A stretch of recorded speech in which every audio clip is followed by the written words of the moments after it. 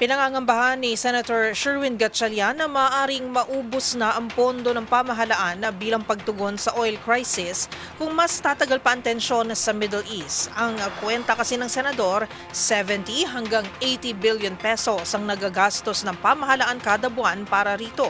Ang mga detalye hatid ni Raymond Dadpaas. Nagbabala si Senador Sherwin Gatchalian bilang chairman ng Senate Committee on Finance na kailangan magganap ng dagdag pondo ang gobyerno kapag tumagal pa ang gera sa Middle East dahil hindi na magtatagal ay maubos ng pondong hawak ng gobyerno sa ngayon. Sa pagdinig ng Protec ad hoc committee na kanyang pinamumunuan, kinumpirma ni DBM Secretary Rolando Toledo na may 238 billion pesos ang gobyerno para sa 2026 na panggastos sa oil crisis.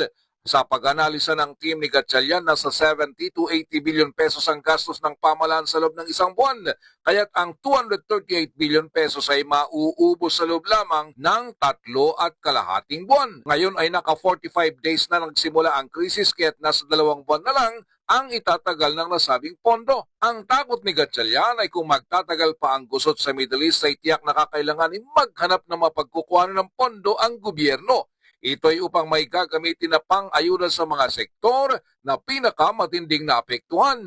Kung hindi man kukunin sa mga savings, ay kailangan ng isang supplemental budget. How long can we last? Kung tumagal pa kasi itong conflict na ito, naka 45 days na tayo, kung tumagal pa ito ng another 45 days, that's 3 months, mauubos rin itong 238 natin eh. So in other words, the budget's capacity to give out subsidies in ayuda is only 3.5 months. Anything beyond that, gagalaw na tayo ng ibang items. Para sa MBC TV Network News, ito si Raymond Dadpaas ng DZRH, una sa Pilipinas, una sa Pilipinas.